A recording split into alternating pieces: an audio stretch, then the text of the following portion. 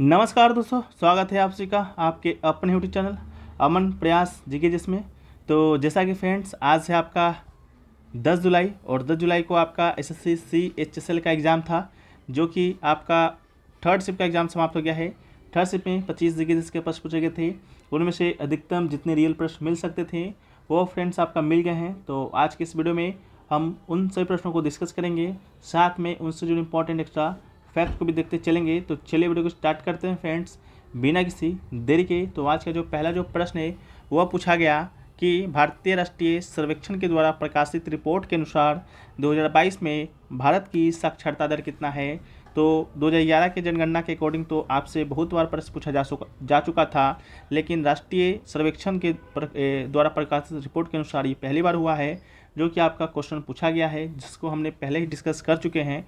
तो इसका right answer आपका 77.7% होगा। ठीक है, तो इसका राइट आंसर है।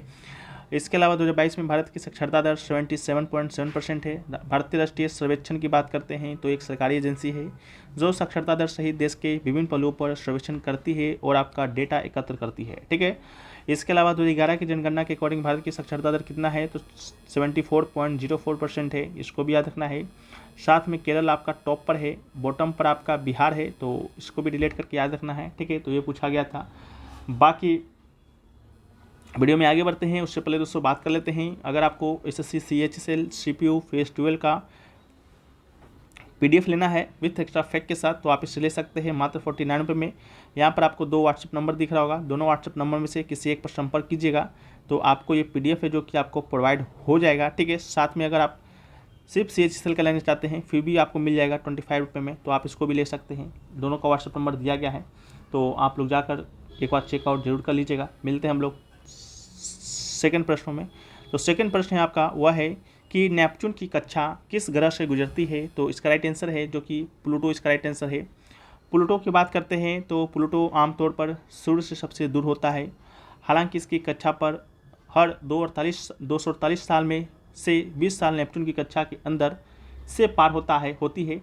इसके अलावा प्लूटो ने आखिरी बार 7 फरवरी 1979 को नेपच्यून की कक्षा के अंदर से पार किया था और अस्थायी रूप से सूर्य का 8वां ग्रह बन गया था।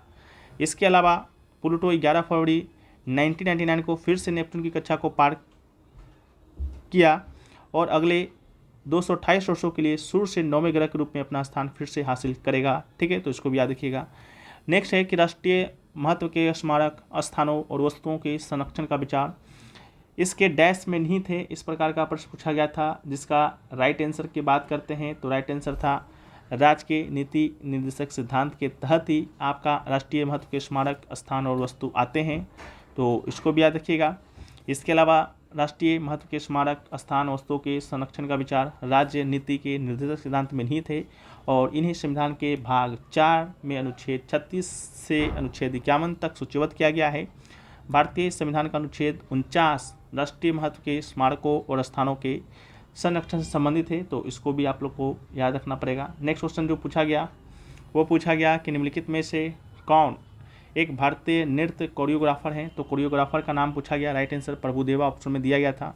प्रभुदेवा एक भारतीय नृत्य कोरियोग्राफर, फिल्म निर्देशक, निर्माता, अभिनेता हैं जिन्होंने मुख्य रूप से तमिल, हिंदी, तेलुगु, कन्नड़ भाषा की फिल्मों में काम किया है। नेक्स्ट क्वेश्चन पूछा गया 1930 में निम्नलिखित में से किस आंदोलन की शुरुआत महात्मा गांधी ने किया था। तो नमक सत्याग्रह या नमक मार्च का शुरुआत आपका गांधी जी के द्वारा होता है, तो इसको याद रखना है। 12 मार्च 1930 को गांधी जी ने अपने साबरमती आश्रम से अपने 78 अनुयायी को एक साथ यात्रा का नेतृत्व किया और 5 अप्रैल 1930 को दांडी में समुद्र पर पहुँचे। उनके द्वारा कुल तय की गई दूरी 241 मील थी। ठीक है, और 6 अप्रैल 1930 को दांडी में नमक कानून को महात्मा गांधी जी ने तोड़ा। ठीक है, इसके बाद से 1930 में आपका एक आंदोलन और होता है, सविनय अवज्ञा आंदोलन, यानी कि सिविल डिसओबीडिएंट मूवमेंट। ठीक है, तो ये भी आपका गांधी जी के द्वारा ही नमक तोड़ने के साथ ही शुरू किया गया था, तो इसको भी याद रखना है। नेक्स्ट क्वेश्चन है क्रिकेट में 2 विकेटों के बीच पिच की लंबाई पूछा गया, राइट आंसर आपका 22 गज होगा। क्रिकेट में 2 विकेटों के बीच की लंबाई आपका 22 गज होता है। इसके दोनों तरफ एक स्टंप होता है। क्रिकेट के मैदान की लंबाई की बात करेंगे तो 20.20 मीटर, चौड़ाई आपका 3.05 मीटर। क्रिकेट एक विस्तृत मैदान पर खेला जाने वाला खेल है। क्रिकेट के मैदान के बीच 22 गज लंबी और 10 फीट चौड़ी पिच बनाई जाती है। पिच के दोनों ओर 3 स्टंप होते हैं जिनकी लंबाई 28 इंच होती है। विकेट के ऊपर 4.5 इंच लंबी और 0.5 इंच मोटी बेल लगाई जाती है, इसको भी याद रखना है। नेक्स्ट क्वेश्चन पूछा गया, तैमूर ने डैश के शासनकाल के दौरान उत्तरी भारत पर आक्रमण किया था।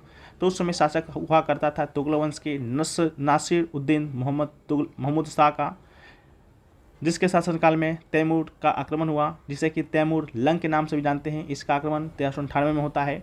भारत में तैमूर की बात करते हैं तो तैमूर लंगरा और तुर्की सरदार था, जिसने 1398 में तुगलक वंश के अंतिम शासक मोहम्मद शाह तुगलक के शासनकाल के दौरान भारत पर आक्रमण किया। तैमूर का जो एक पैर था वो आपका जख्म था, जिसके कारण वो लंगड़ा का चलता था, और यही वजह था कि तैमूर को तैमूर लंग का खिताब दिया गया और दुनिया में वह इसी नाम से जाना गया। अगला क्वेश्चन पूछा गया कि भारत का सबसे बड़ा फुटबॉल स्टेडियम कौन सा है। तो right answer salt lake stadium है। सॉल्ट लेक स्टेडियम दुनिया का दूसरा सबसे बड़ा फुटबॉल स्टेडियम है, जो कोलकाता के विद्यानगर में स्थित है। इसके अलावा इस स्टेडियम ने 2017 फीफा अंडर-17 विश्व कप की अंतिम मैच और कुछ अन्य मैचों की मेजबानी की है। स्थापना इसका 1984 में, मौजूदा बैठने की क्षमता 85,000 लोगों की। 2020 फीफा अंडर-17 महिला विश्व कप की मेजबानी भी इसने किया। इसका उपयोग ATK, ईस्ट बंगाल FC और मोहन बगान FC के या घर के द्वारा किया जाता है, इसको भी याद रखना है। अगला है कि ORS के जनक जिन्हें 2023 में पद्म विभूषण से सम्मानित किया गया, तो इसका राइट आंसर आपका दिलीप महालनोबिस होगा। डॉक्टर दिलीप महालनोबिस 1971 के बांग्लादेश युद्ध के शरणार्थियों के शिविर में सेवा करने के लिए अमेरिका से लौटे और दुनिया भर में ORS घोल के उपयोग को बढ़ावा दिया, जिससे 5 करोड़ से अधिक लोगों की जान बच सकी। इसी के कारण इनको 2023 में मरणोपरांत पद्म विभूषण अवार्ड से सम्मानित है, जो कि किया गया था। नेक्स्ट क्वेश्चन पूछा गया कि निम्नलिखित में से कौन पेशेवर नेटवर्किंग मंच है। तो पेशेवर नेटवर्किंग मंच के बारे में पूछा गया, तो इसका जो राइट आंसर है वो दोस्तों आपका होगा लिंक्डइन। ठीक है, लिंक्डइन इसका राइट आंसर होगा। लिंक्डइन की बात करते हैं तो लिंक्डइन में आप उस पर ऐप आता है, वेबसाइट भी है, उस पर अपना नाम ID रजिस्टर करके आप उसमें अपना जॉब भी देख सकते हैं, जॉब भी खोज सकते हैं। ठीक है, और तो लिंक्डइन इसका आपका राइट आंसर होगा, जो कि ऑप्शन में दिया गया था। ठीक है, तो अभी तक आपका मात्र इतना ही क्वेश्चन है, जो कि 10 अप्रैल के 3rd शिफ्ट का मिला है। बाकी क्वेश्चन तो नहीं मिले हैं, जैसे ही मिलेंगे उसको हम लोग PDF में शामिल कर देंगे। PDF हर दिन की तरह आपको टेलीग्राम पर दिया जाएगा, लिंक डिस्क्रिप्शन में दिया गया है। साथ ही SSC CH cell CPU phase 12 का PDF लेना चाहते हैं तो आप लोग संपर्क कर सकते हैं ये 2 व्हाट्सएप नंबर पर। ये PDF आपका हिंदी और अंग्रेजी दोनों लैंग्वेज में उपलब्ध है, तो एक बार चेकआउट जरूर कीजिए। मिलते हैं नेक्स्ट वीडियो में, जब तक के लिए जय हिंद।